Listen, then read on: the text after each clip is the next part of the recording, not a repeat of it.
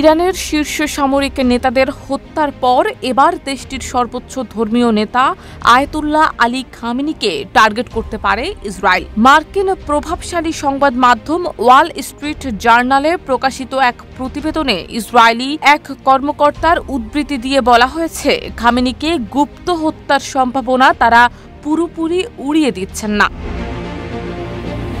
এই সংক্রান্ত তথ্য ইসরায়েলের অন্যতম জনপ্রিয় সংবাদ মাধ্যম চ্যানেল 12তেও উঠে এসেছে। চ্যানেলটির রাজনৈতিক বিশ্লেষক অমিত সিগাল একটি দায়িত্বশীল সূত্রের বরাতে বলেন, আলী খামেনিকে হত্যার সম্ভাবনা রয়েছে, কিন্তু তা নির্ভর করছে বেশ কয়েকটি কৌশলগত ও পরিস্থিতিগত বিষয়ের উপর।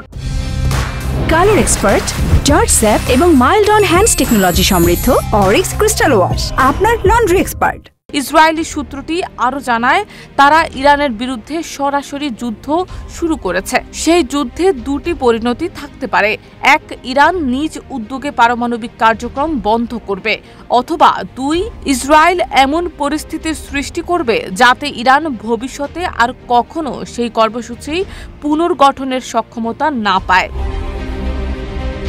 এর আগে গত শুক্রবার ইরানের অভ্যন্তরে আকস্মিক হামলা চালায় ইসরায়েলি বাহিনী। ওই হামলায় ইসলামিক বিপ্লবী গার্ড বাহিনীর প্রধান, ইরানের সশস্ত্র বাহিনীর প্রধান এবং বিমান বাহিনীর প্রধান সহ একাধিক উচ্চপদস্থ সামরিক কর্মকর্তা নিহত হন। একই সঙ্গে প্রাণ হারান অন্তত 9 জন পরমাণু বিজ্ঞানী, যাদের নাম ইরানের গোপন পারমাণবিক প্রকল্পের সঙ্গে সরাসরি জড়িত বলে দাবি করছে ইসরায়েল। এই হামলার পর থেকেই ইরানের সর্বোচ্চ নেতৃত্ব ইসরায়েলের পরবর্তী লক্ষ্য হতে পারে বলে আশঙ্কা বাড়ছে। বিশেষ করে ইরানের আধ্যাত্মিক নেতা আয়াতুল্লাহ আলী খামেনিকে কেন্দ্র করে গুপ্ত হত্যার আশঙ্কাকে ঘিরে আন্তর্জাতিক অঙ্গনে নতুন করে উদ্বেগ সৃষ্টি হয়েছে।